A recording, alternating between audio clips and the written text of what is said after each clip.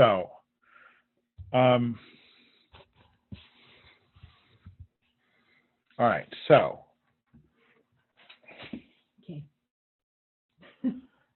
I'm going to start from the back and work my way forward. Okay. Okay, but I want to just share with you one thing, because these two parshiot, particularly for contemporary Jews, are difficult because they deal with ritual purity, right? And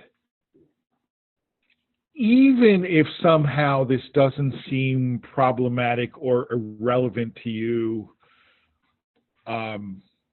practically, right? Because almost all of these forms of impurity are no longer practiced, because most of them relate to entering the tabernacle and then the temple, A. Mm-hmm. B, for at least some of them, Stan, can you hear me? I can't hear him. Stan, can you hear me? I don't think he can hear me. I tried this before and the voice worked fine. I can't hear you. You can't hear me. Hold on a second.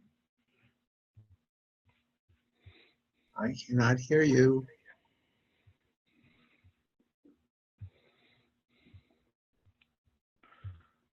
I don't know what the problem is. I've got you on mute somehow.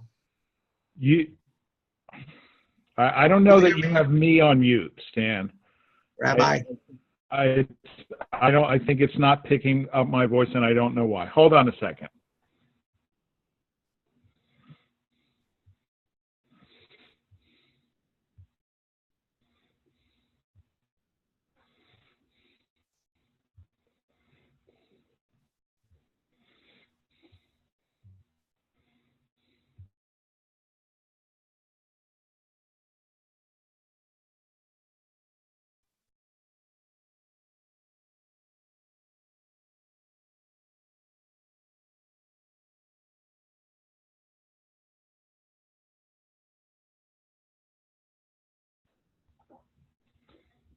I don't know what the problem is. It shows my microphone is working.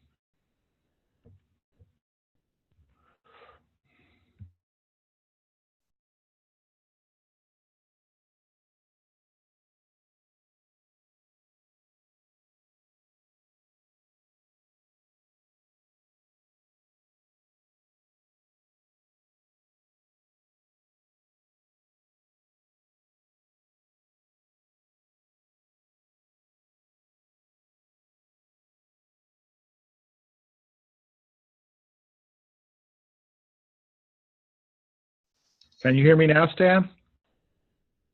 Can you hear me? He can't hear me. Frustrating. Yeah. Very frustrating. Wonders of not modern technology.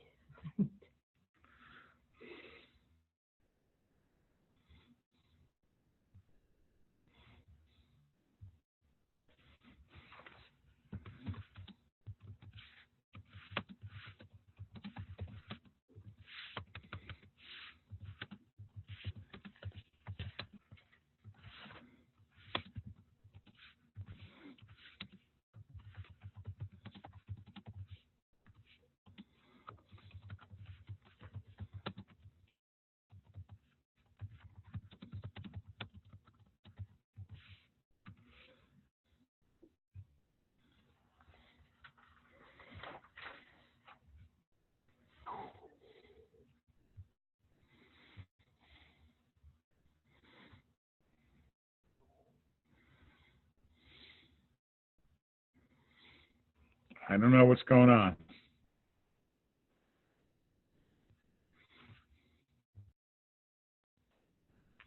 Can you hear me now? Can you hear me now?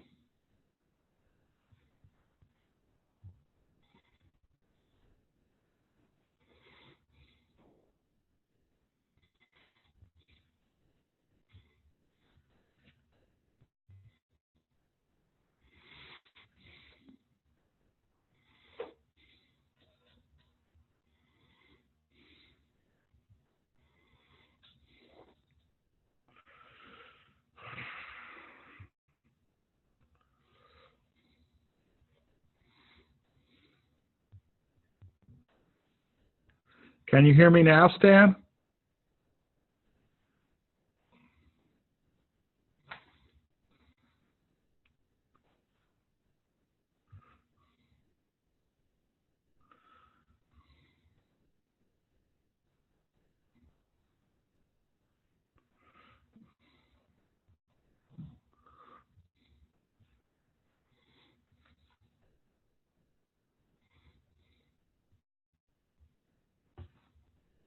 Can you hear me, Stan?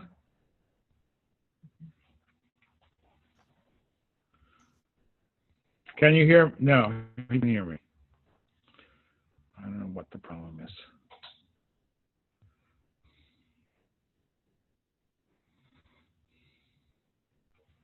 I'm going to have to write a note. Can you hear me? Can you hear me? I can hear you. I can hear you. That's what it You happens when you Okay. turn your computer on. What? I had my computer sound on mute. Oh, okay. All right. Well, good. All right. Very good. That sounds good. All right. Now we figured that out. Okay. Hey, I hope I don't, Rabbi. Yeah. Okay, I got to be careful. Last time I tried this, I froze up and I had to Right. leave. Okay. I'm here. All right. So, Are we starting in the beginning? yes, we didn't do anything because I was trying to. No, I was frustrated because 2 weeks ago it didn't record, or last week it didn't record, and I spent time this afternoon trying to make sure it was recording, and I did a test run and it did record, and then you couldn't hear me. So I mean the wonders of technology. Yeah, on your page, on your page, it says recording. Yeah, it is recording. Ooh, did Yeah. you get my permission? Did I get your who? Permission?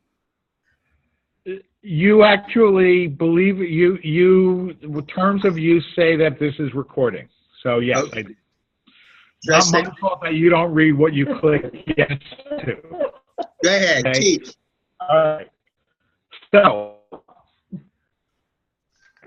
I'm gonna preface this by talking about the concept of purity, okay? Because these two parshiot, first of all, they're not. I mean, very few of these forms of impurity are practiced anymore because we don't have a temple, and we also don't have the ashes of the red heifer. So that for some of them, it's impossible. I mean, some of them you just go to the mikveh, or you sprinkle water on your clothes and go to the mikveh. But for one form of impurity, for coarse impurity, you need the ashes of the red heifer, which we also don't have. Okay, so everybody is walking around in a state of ritual impurity all the time anyway. Okay, but beyond that, we look at this and we say, oh, what is this all about, right? And so I just read today a Dvar Torah, and I'm going to speak more about this on Shabbat probably, by Professor Ben Sommer from JTS, who says that part of the misconceptions about this whole idea is that A, it's somehow about cleanliness, and it's not about cleanliness, and B, that purity is bad. It's something to be avoided. I mean, impurity is bad. It's something to be avoided. And Professor Sommer doesn't talk about this, but that's the way Christians have completely misunderstood the story of the Good Samaritan. And I'll probably talk about that on Saturday morning too. I won't hand out the text because God, I can only imagine handing out a New Testament text. Oh God, I wouldn't do on it. Saturday morning, but I'll talk about it. But Professor Sommer says that most of us don't understand what this is all about. Okay, he says, first of all, and this you have heard me say, that the biblical idea of monotheism is not that there are no other gods, but that the other gods are different than God and not as powerful, and that our God is unique. Okay, and you have heard me say this, but he says that one of the differences between Yud He Vav He, Hashem, and the other pagan gods is that our God does was not born, does not die, does not give birth, and does not have sex. Okay? And all of these forms of impurity are contracted by contract with birth, death, sex, or birth, death, sex, or giving birth, right? And that's how God is different. So it's not that these are bad, right? I mean, you have to bury somebody, right? And even, the impurity that you get by contact with the corpse of a non-kosher animal, right? Your donkey dies. You're not supposed to just leave it in the field, right? But it's not that but that all of these activities are like the pagan gods and unlike God, right? So the consequence of incorporating of getting these types of impurity is that you can't go into God's house, right? And on the biblical level, the sanctuary is literally God's house. Okay, it doesn't mean that these things are bad. In the same way that if you have a meeting with a head of state, right, and you spend 30 minutes on the treadmill, right, sometime before you meet with the head of state, nobody says that's a bad thing, right? It's a good thing. But you don't go directly from the treadmill to the White House, right? Right, and that's the point. Yeah. It's a separation of realms, okay? And so anything that is like the pagan gods but unlike the true God, we don't bring that with us into God's house. And it made what he says made a lot of sense. I mean, I'm just it's a quick and dirty summary, but it made a lot of sense. Okay, so that's kind of the framework if we get back to this. But I am going to actually start with HaChodesh, and even before that, Genesis 1:1. Okay, so it's actually on page 5 of your text, and I will see. I'll find it. If I remember correctly, Genesis 1 starts on page 3. You're right. Yeah, not on page 1, unfortunately. Remember, I think on Laughing, it was George Washington, and when he had to give name, rank, and serial number, his serial number was 1. So anyway, this is the very first Rashi, okay, the very first commentary in Rashi's commentary. Bereshit bara Elohim et hashamayim ve'et ha'aretz. I'm not going to translate Bereshit. It doesn't mean, well, actually, this is not a bad translation. In the beginning of God's creation of the heavens and the earth. Okay, but that's not what we're looking for. Okay. Bereshit. Amar Rabbi Yitzchak, Rabbi Isaac said, Lo haya tzarich la'achil et haTorah ela me'hachodesh hazeh lachem, shehi mitzvah rishona shenitztavu ba Yisrael. Okay. The Torah really should have begun with Exodus 12:12, which is what we read for Parashat HaChodesh. HaChodesh hazeh lachem rosh chodeshim. This month shall be for you the first of the months, right? Because this is the first commandment that Israel was given. Right? In other words, according to the sages, although there are other commandments there are commandments in Genesis, but they were given to humanity as a whole or to individuals, right? Like the commandment not to eat the sciatic nerve was given to Jacob and his descendants, right? But we didn't really become a nation or a people until Egypt, right? The Jewish people as a people was forged in Egypt. So the first mitzvah that was given to the Jewish people per se, as opposed to either an individual or a clan or all of humanity, on the other hand, was HaChodesh Hazeh Lachem Rosh Chodeshim. This month shall be for you the first of the months. But then it's not just that Nisan is the first month, okay, which, for all of us seems weird because it's the 7th month, right? No, it's the first month. But Rosh Hashanah is the 7th month, and the calendar clicks over in Tishrei, but Nisan is the first month. It's weird, okay? But it's the commandment to take the Paschal Lamb, okay? That's the commandment. So this is the first commandment that's given to Israel. So according to Rabbi Isaac, the Torah really should have begun with that, okay? Now, for what reason did he begin with in the beginning? Okay, but before we go on, because it's not obvious, right? So Rashi says, well, I mean, he's considering, he rejects this, right? But he's considering the opinion that the Torah really should have begun with HaChodesh Hazeh. Now, why would he say that? Wait, the Chodesh. HaChodesh Hazeh is considered by the sages the first mitzvah that was directed at Am Yisrael. Okay, and Rabbi Yitzchak says the Torah really should have begun with that.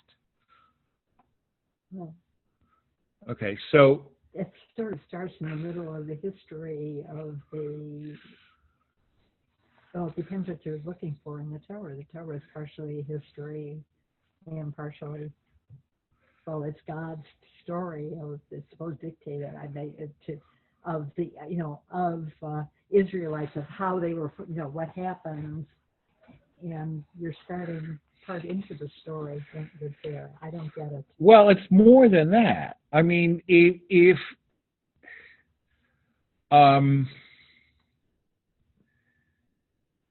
I say to you, all right, the first mitzvah for Israel is the mitzvah of the Paschal Lamb. And the Torah really should have begun with the mitzvah of the Paschal Lamb. What is the view of the Torah that my statement implies? The Torah is not universal. It's solely for Jewish people. Right. The Torah is not universal. It's solely for the Jewish people. And moreover, what is the function of the Torah?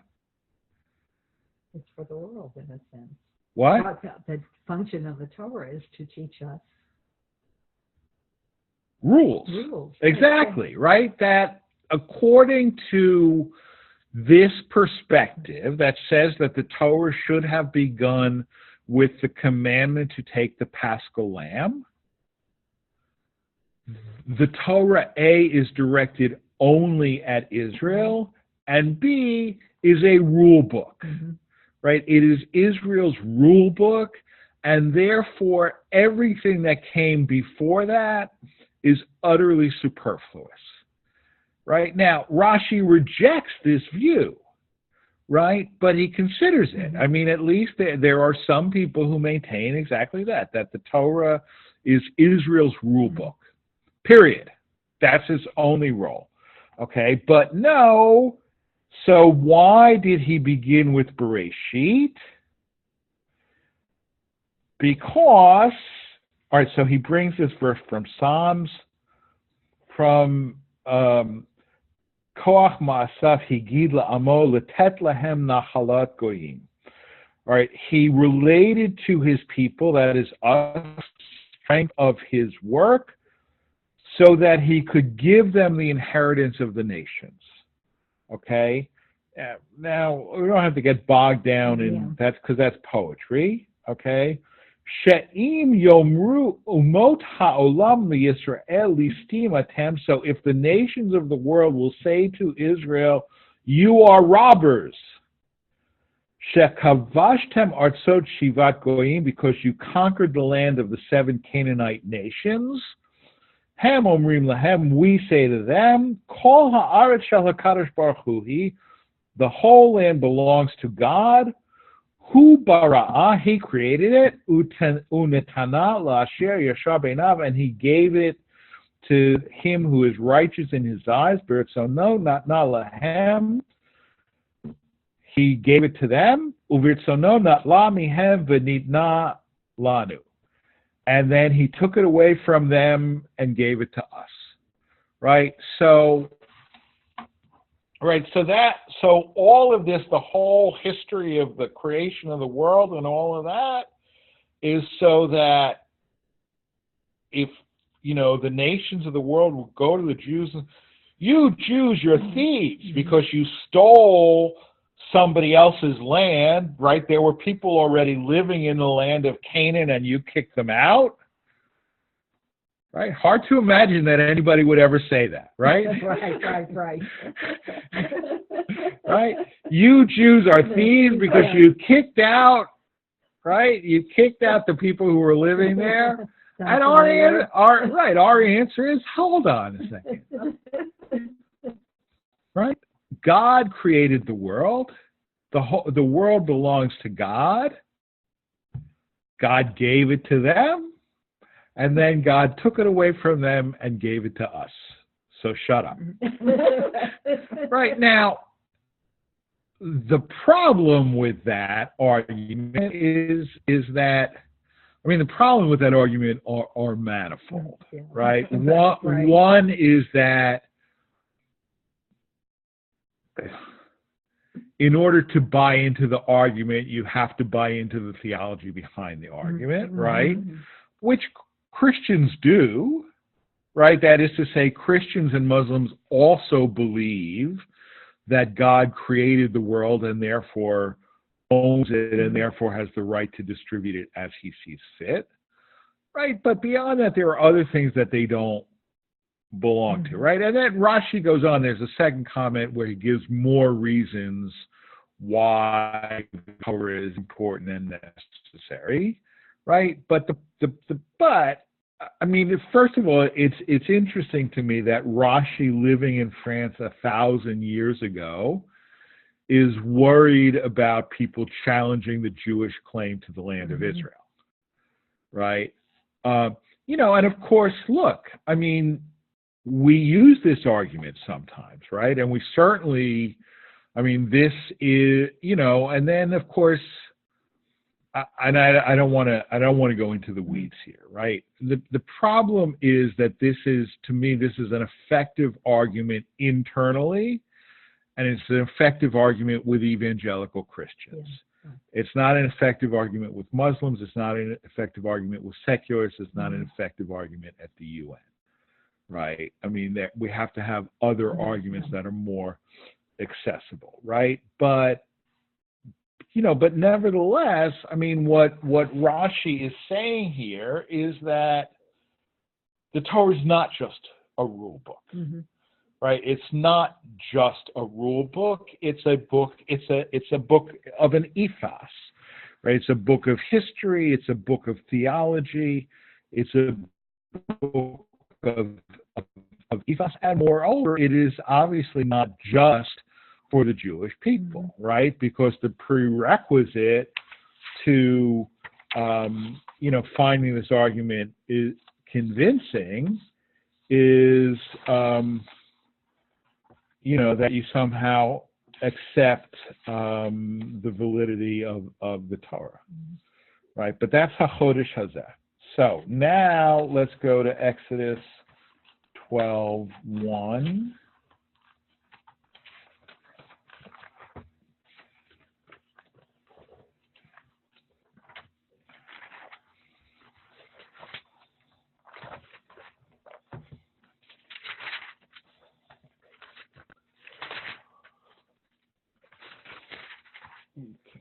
Page 330. Okay. Exodus 12:1. 12:1. It's 380. 380. I'm sorry. Well, the 8 isn't. The 8, yeah. It's an easy mistake to make. Yeah, no, I mean, on my foot, it totally looks like a 3, especially when I've got it like 18 inches away. Yeah, well, I was looking at 381. That's why I realized when I looked over there. Okay. All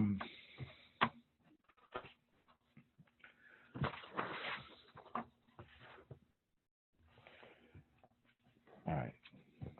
Vayomer Adonai el Moshe ve'el Aharon be'eretz Mitzrayim lemor. The Lord spoke to Moses and Aaron in the land of Egypt, saying, okay. Vayomer Adonai el Moshe ve'el Aharon. Okay, the Lord spoke to Moses and Aaron. Okay, before we go into it, what do you think Rashi's issue is going to be here? Why did he speak to both of them? Right. I mean, exactly. There's a modern Hebrew phrase, ma pitom. What, suddenly? Okay, yeah. Right? Is that the first time that he speaks to both of them? I honestly don't know. Okay. But, ma pitom Aharon, right? I mean, why Aaron all of a sudden? Because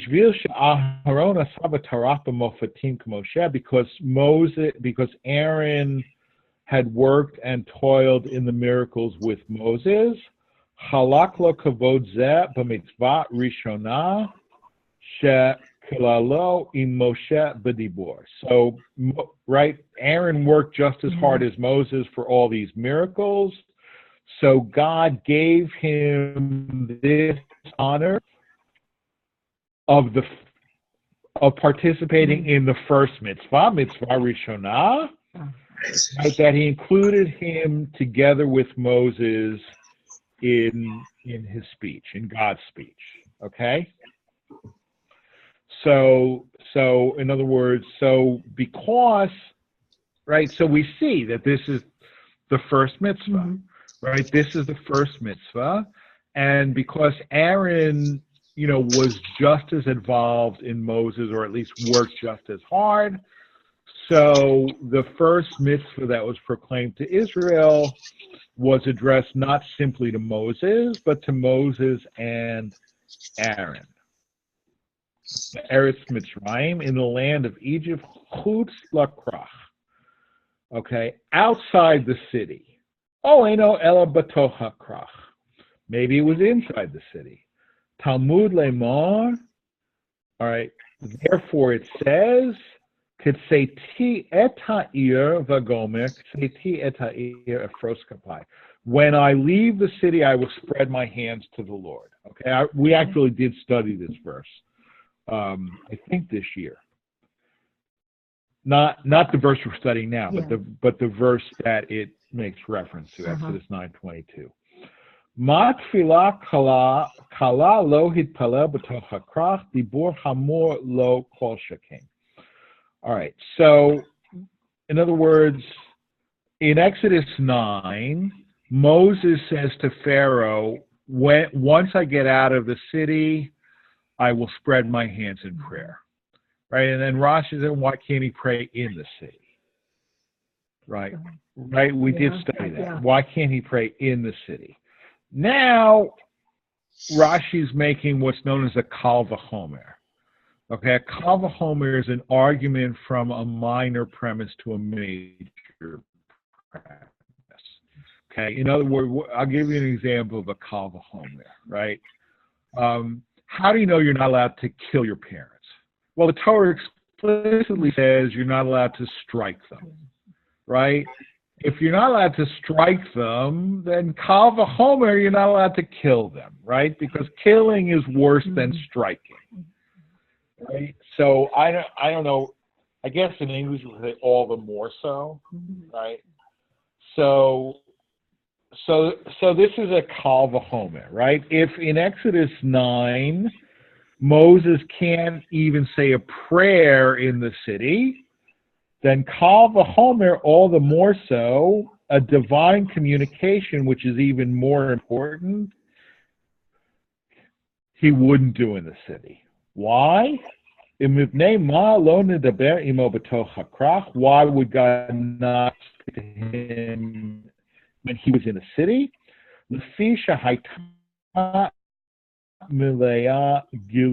Because it was full of idols. Okay, in other words, and the city is Cairo, right? I mean, it's still the same. No, it wasn't Cairo. Cairo didn't exist. Well, it wasn't Cairo per se, it was Fustat, old Cairo, right? The point is that the capital of Egypt has been more or less in the same place wherever. I mean, in fact, the myth that the Hebrews built pyramids, right? Pyramids were already more than 1,000 years old at the time of the enslavement and the Exodus. So it's more or less the same place, right? But it was unfit for prayer, and all the more so unfit for direct communication between Moses and God, because it was full of idols. Okay? Egyptian cities were. Yeah, for sure they were. Right. So, verse 2. HaChodesh hazeh lachem rosh chodashim rishon hu lachem l'chodshei hashana. This month shall be to you the head of the months. It is the first of the months of the year. HaChodesh hazeh, this month. Okay. Now, Chodesh, right? We call the Chodesh, we translate Chodesh as month, right? But Chodesh, right? I mean, it really, what's the word Hadash, or the short Hadash? New, renewal, right? Or Hadash al Zion Ta'ir, cause a new light shine on Zion, right? So it's really this renewal. Chodesh, I mean, if you were to take the word Chodesh and disconnect it from any connection to the calendar or whatever, it would mean renewal. Okay, this renewal, right? Because that's what a new moon is, right? I mean, it took me a while.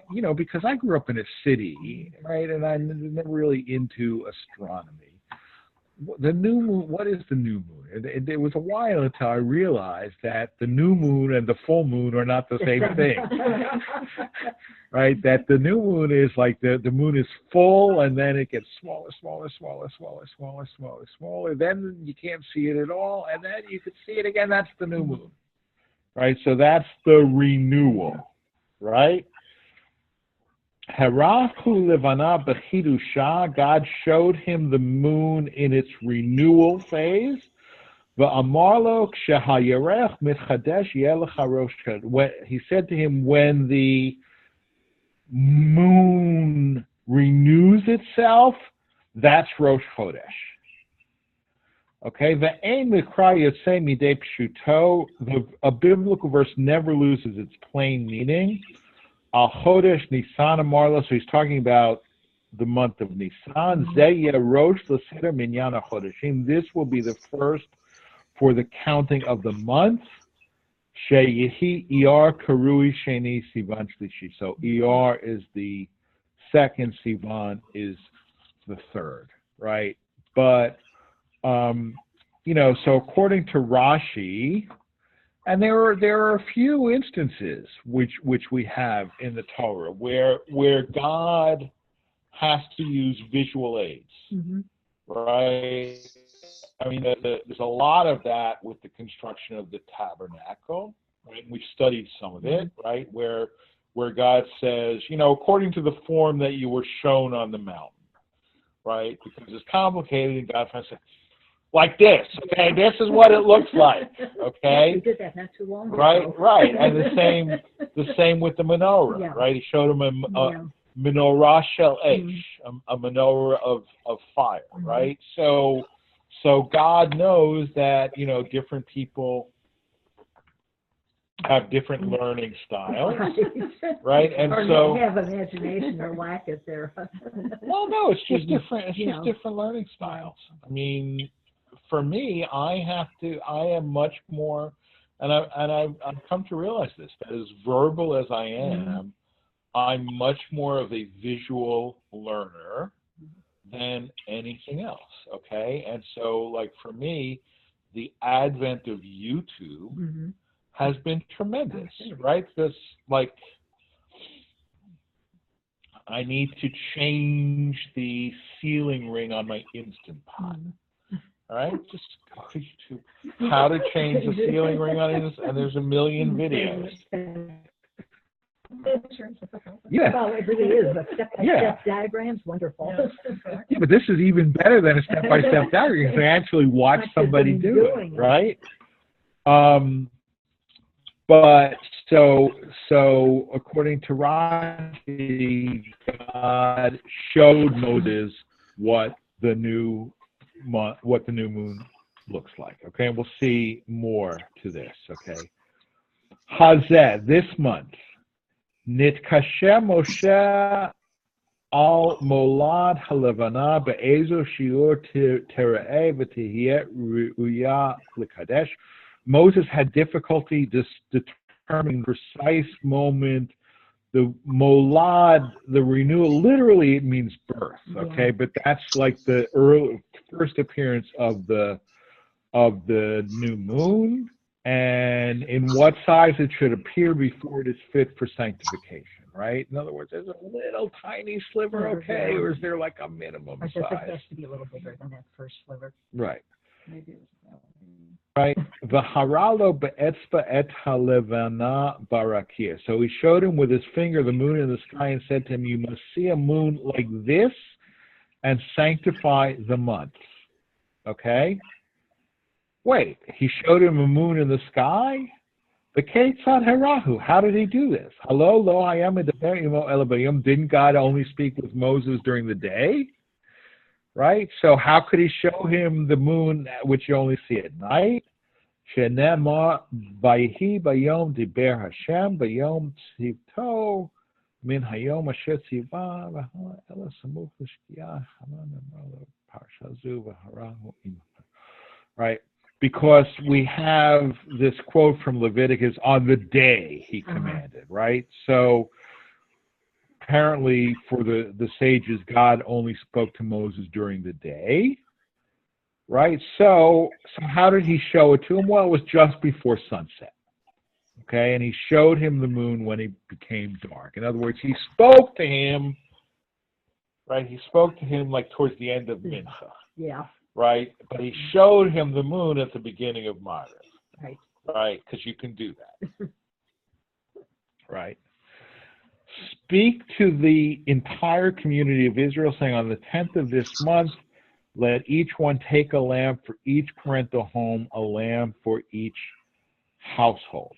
Okay? Dabru el kol adat Yisrael. Dabru el kol.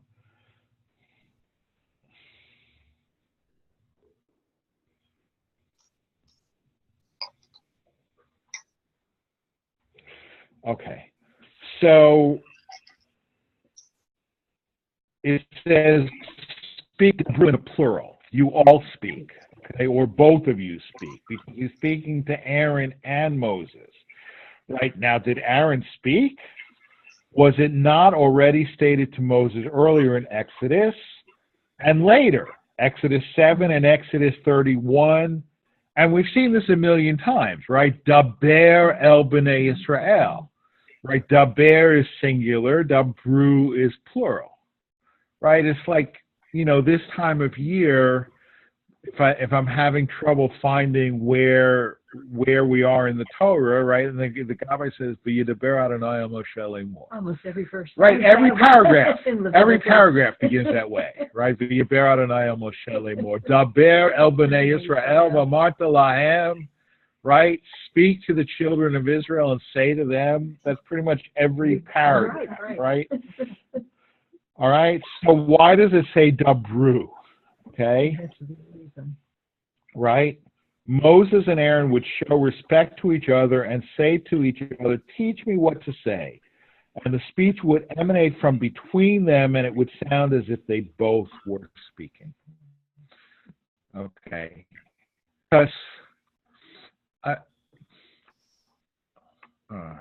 don't want to get bogged down on this, but one of the problems is that, and it's not really actually a minor problem. It's one of the reasons why I don't really like calling 2 people up to the Torah, let alone 3 or 4 or 5, right? Because you're supposed to listen to the person and respond to what they say.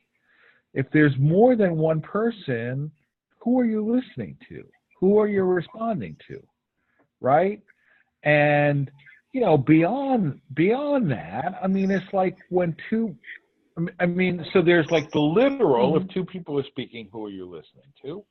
But beyond that, there's also the metaphorical, right? I mean, speak with one voice, right? I mean, don't, ask daddy and daddy says no, so you go to mommy, right? Don't ask the rabbi says no, so you go to Doug, right? Or Doug says no, so you go to the rabbi, right? There should be one voice, right? And no triangulation, right? Here, they pay respect to each other, so they each wanted to let the other speak today, to speak. El Kol Adat Yisrael Vagomer Ba'asor LeChodesh, on the 10th of right? All right. So the question is, it's right, they're speaking to him on Rosh Chodesh, and then it seems like they're speaking on the 10th of the month, right? Rosh Chodesh is not the 10th of the month, it's the 1st of the month. Dabru hayom b'Rosh Chodesh sheikuhu basor l'chodesh. Tell them today on Rosh Chodesh that they should take it on the 10th of the month, right? I mean, it's not so easy to necessarily.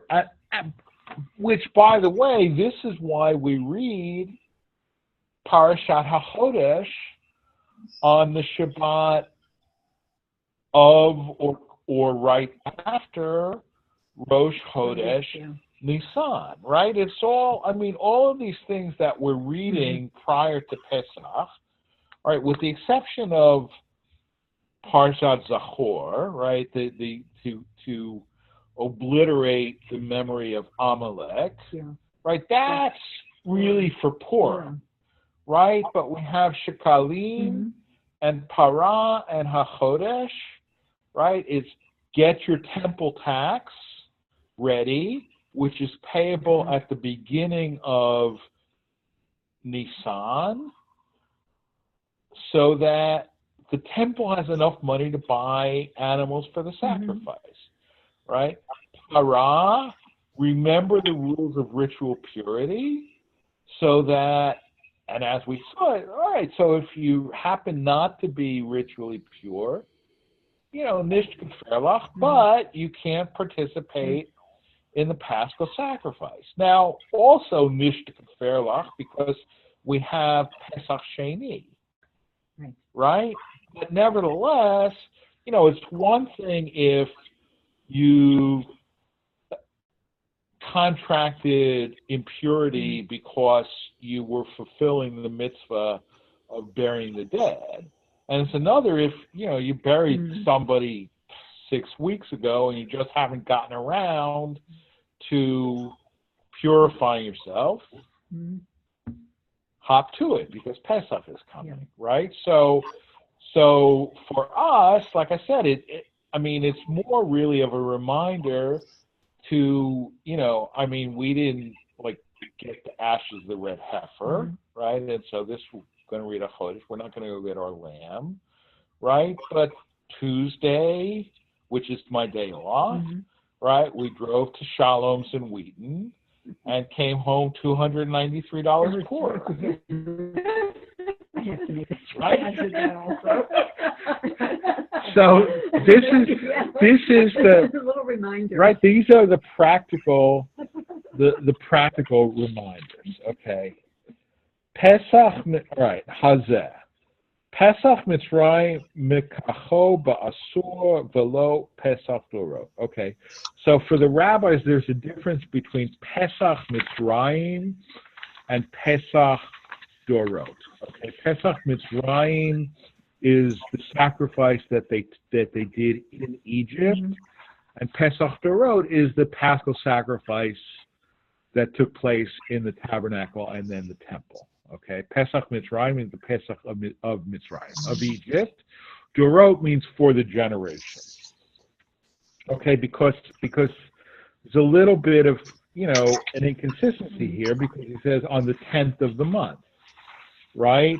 When the sacrifice, they took the sacrifice, meaning they set it aside, but they didn't sacrifice it until the 13th. Okay. Because you have to consume them, Right. Okay. All right. Say the bait of vote. Yeah, Stan? No. Okay. All right. A lamb for each parental home. Lemishpacha achat haresha hayu merubim yachol she'echad lechulam talmud lema'aseh lebayit. All right, a lamb for one family. If the family members were numerous, I would think that one lamb would suffice for all of them. Therefore, the Torah says a lamb for a household. Okay, the problem is, right, that there is a pleonasm. Right? There's excessive speech. Right. Take a lamb for each parental home, a lamb for each household. Right.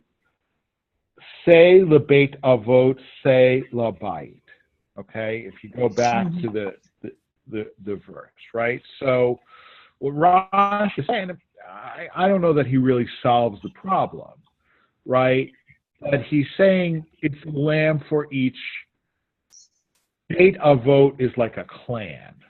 Okay, bayit is a household. One family. Right. You have to have a lamb for each household, not for each clan. Okay, it then goes on to say, and there's complicated stuff that we're not going to deal with, that if the household is too small, right, two households can buddy up on a lamb, right, because it has to be, the whole thing has to be consumed before morning, right? And if it's not consumed before morning, it has to be burned, and that's wasteful, right? So, me and Kelly and I are not going to just, the two of us, one lamb, right? It's ridiculous, right? So a lot of meat. Right, we'll go in with you, okay? I don't like lamb. Too bad. No, I mean, yeah, I know what you mean. Right, no, but I mean, which is fine that you don't like lamb because it's interesting. I mean, people sometimes crave consistency, right? And among my many flaws is intellectual honesty, right? And and you've heard me say this, right? There are certain things that we do because they did them in the temple, right? And there are other things that we do not do because they did them in the temple, right? And the classic example of that is eating lamb at the Seder, right? Ashkenazim do not eat. I mean, it's not a law, right? If you eat lamb at the Seder, you have not violated a law, but there is a strong custom that Ashkenazim do not eat lamb at the Seder to remind us that the temple is no longer standing and therefore we can't eat the Paschal lamb. Sfaradim have a strong tradition to eat lamb at the Seder to remind us that when the temple was and we ate the Paschal lamb, right? So we don't eat lamb because that's what they did in the temple. And Sfaradim do eat lamb because that's what they did in the temple. Right now, one might say that, well, Sfaradim come from countries where lambs were plentiful and people liked lamb, right? I mean, one of the hallmarks of Arabic and Mediterranean cooking is they eat a lot of lamb, right? I mean, Jews in Russia and Poland and Lithuania and Germany were not eating a lot of lamb, right? So, similarly, I mean, you see this with Pesach, right? There are lots of places in the Mishnah where it says we do this over a cup of wine, right? We must have a cup of wine for bris, 4 cups of wine for Pesach, et cetera, et cetera. And then when you get to the Babylonian Talmud, it says wine or any other beverage. Okay? And you ask yourself, why? Well, wine is plentiful in Eretz Yisrael, which is where the Mishnah is from. But in Babylonia, wine is not so plentiful, right? Grapes don't do too well. Grapes don't do too well in Iraq. And they couldn't fly them in back then. No, they couldn't fly them in back then. So they had beer, right? So I mean, and the Talmud actually brings it down that if you can't get wine, you can fulfill the mitzvah of the 4 cups of wine with Chamer Medina, which is the local beverage. The local beverage, right? And then then there's a whole, of course, if the local beverage is milk, that's a problem because you're eating rice, right? But okay, so now let's I just noticed that we have Exodus 12:1 and Leviticus 12:1. I just now noticed that. So now let's do a little bit of the actual Parsha. Tazria. Not going to do too much.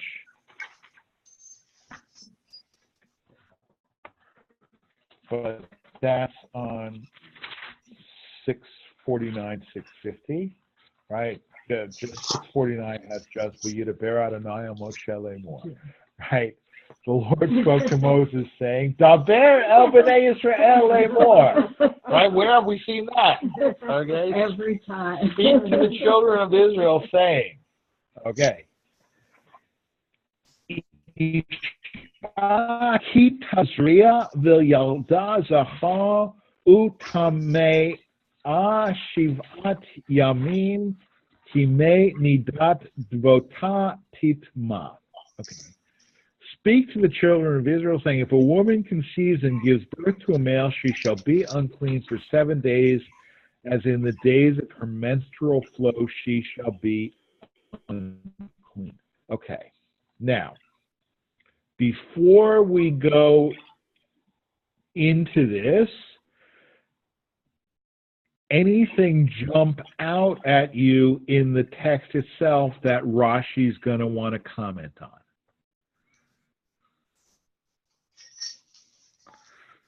She gives birth to a female? Well, that's a later verse. It's a later verse. Okay. If a woman conceives and gives birth. Well, why does it say conceives? Right? What does that add to our knowledge? What, a woman gives birth without conceiving? Right? Right? I mean, even the Virgin Mary conceived, right? She didn't give birth.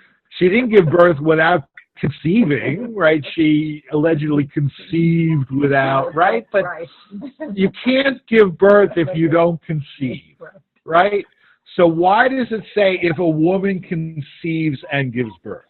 Right? That's right? That is what we call, right, in biblical secular a pleonasm, right? That is it's excess verbiage, right? It's excess verbiage. You can't give birth without conceiving. But you can conceive without giving birth. Yes. Right? And that's the point. Okay, so first of all, and we'll do this quick. All right, Rabbi Simlai says, "Kashem sheyitzirato shel adam achar kol behema chayav va'of v'maseh b'rehi."